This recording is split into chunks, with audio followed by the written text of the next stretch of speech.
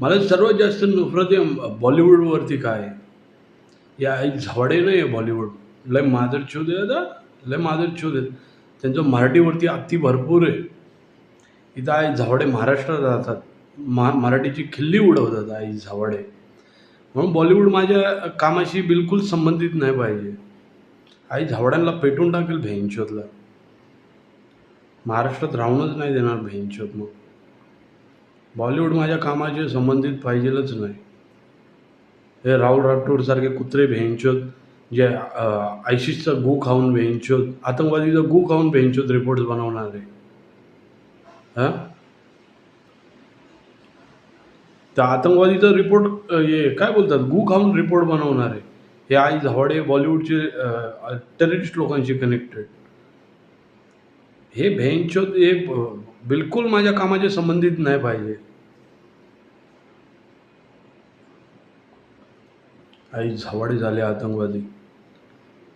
त्यांच्यावरती नफरत एवढी काय आहे मला, कारण का ते मराठीचं आहे ना, मराठीला कधी काय बोलतात, मराठीवरती खूप अत्याचार करत आलेत ते.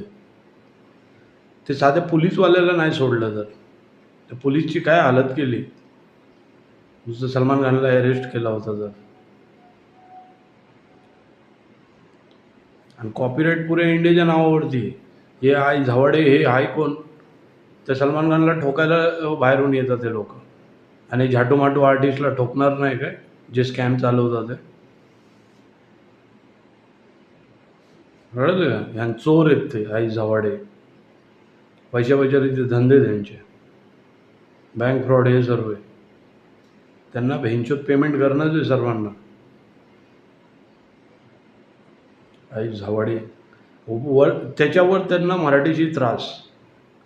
आणि ते महाराष्ट्रात राहणार. त्यांच्या आईची गांडा आणि आयसिसची कनेक्टेड आहे ते लोक. यांच्या आईला झावलं यांच्या. जाते कार्यकर्ते आहे ना जे कुत्रे, जे भेंचोद ते बॉलिवूडच्या बोलण्यावर, त्या बॉलिवूडच्या बायका धावतात आणि मग हे कार्यकर्ते त्यांचे कामं करतात.